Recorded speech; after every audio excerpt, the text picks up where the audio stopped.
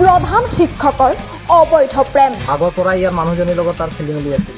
আমি ৰাইজে এবাৰ আহি পেলাই বুজাই পেলাই গৈছিলোঁ। আমি বুজোৱা স্বত্তেও সিহঁতৰ এইটো চলি আছিল।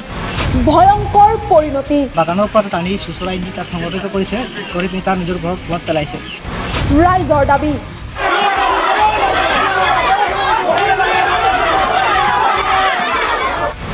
জংগী আন্দোলনৰ হুংকাৰ। যদিহে এৰেষ্ট নকৰে বা কিবা নকৰে তেতিয়াহ'লে আমি আদিবাসী ছাত্ৰ সন্থাৰ তৰফৰ পৰা আমি জংগী আন্দোলন কৰিবলৈ বাধ্য হ'ম। শাৰী পাতি পাতি ওলাই আহিছে ৰাইজ।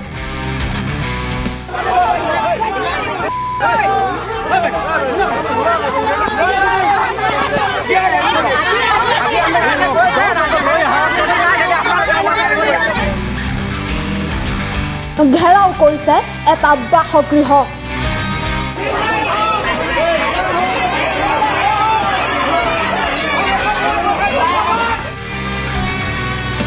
আৰক্ষীয়ে নিয়ন্ত্ৰণৰ চেষ্টা কৰিছে পৰিস্থিতি।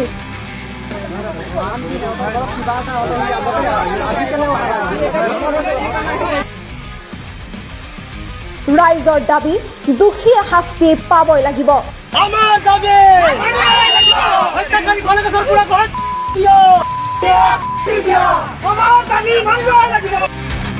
এটা কুঁৱাৰ ভিতৰত উদ্ধাৰ হোৱা মৃতদেহক কেন্দ্ৰ কৰি উত্তপ্ত লখিমপুৰ।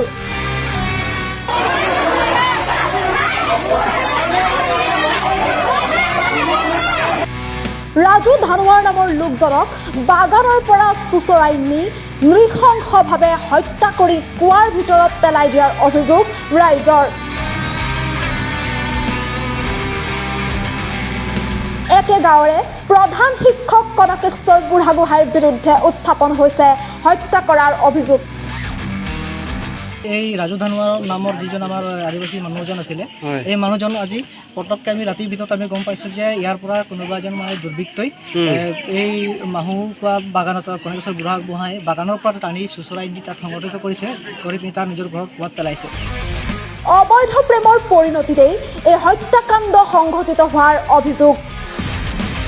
429 নং গুমনদী প্ৰাথমিক বিদ্যালয়ৰ প্ৰধান শিক্ষক কনকেশ্বৰ বুঢ়াগোহাঁইৰ সৈতে ৰাজু ধানোৱাৰৰ পত্নীৰ অবৈধ প্ৰেম থকাৰ কথা উল্লেখ কৰিছে ৰাইজে। আগৰ পৰা ইয়াৰ মানুহজনীৰ লগত তাৰ খেলি মেলি আছিলে।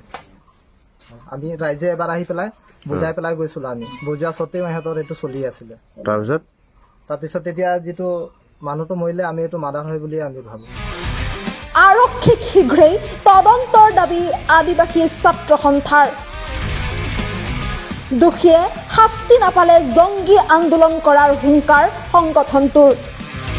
অতি শীঘ্ৰে প্ৰশাসনে উচিত তদন্তৰ দাবী কৰক আৰু কিবা উচিত তদন্ত দিয়ক, বিচাৰ কৰক আৰু পটককৈ মানে কিবা এৰেষ্ট কৰক। আৰু যদিহে এৰেষ্ট নকৰে বা কিবা নকৰে তেতিয়াহ'লে আমি আদিবাসী ছাত্ৰ সন্থাৰ তৰফৰ পৰা আমি জংগী আন্দোলন কৰিবলৈ বাধ্য হ'ম। আৰু ইতিমধ্যে এইটো কথা আমি ক'ব বিচাৰিছোঁ যাতে এনে ঘটনা এই অঞ্চলত আৰু দুনাই নহওক, আৰু যদি হয় এই ঘটনাৰ পিছত আমি কিন্তু এইটো কথা আমি কেতিয়াও মানি হ'ব লাগিব। একেই দাবী ৰাইজৰো। হয়, এয়া দীৰ্ঘা লীলাবস্তি গাঁও। এই যিগৰাকী মানে হত্যা কৰা হ'ল তেওঁ হ'ল ৰাজু ধানোৱাৰ। এই ৰাজু ধানোৱাৰ এতিয়া গোটেই ৰাইজে আহি পেলাই ইয়াতে ঘেৰাও কৰিছে। এই ঘেৰাও কৰা ঘৰটো হৈ গ'ল শিক্ষক কনকেশ্বৰ বুঢ়াগোহাঁই। শিক্ষক কনকেশ্বৰ বুঢ়াগোহাঁয়ে তেওঁক হত্যা কৰি পেলাই ৰাজু ধানোৱাৰৰ কুঁৱাত পেলাই দিছে বুলি ৰাইজে সন্দেহ কৰিছে। এতিয়া সেইবাবে আহি ইয়াতে ৰাইজে ঘেৰাও কৰিছে। এইটো এজন শিক্ষক হৈ পেলাই ইমান নিশংস ইমান দুৰ্ভাগ্যজনক ঘটনা সংঘটিত কৰিব পাৰে, এয়া অতি দুৰ্ভাগ্যজনক ঘটনা। অতি সোনকালে তেওঁক ৰেষ্ট কৰিব লাগে, সেইটোৱে ৰাইজৰ দাবী।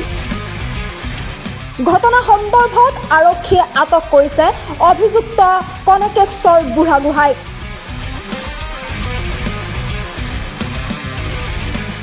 লখিমপুৰৰ লীলাবস্তিৰ ভালাবস্তিত সংঘটিত এই চাঞ্চল্যকৰ ঘটনা।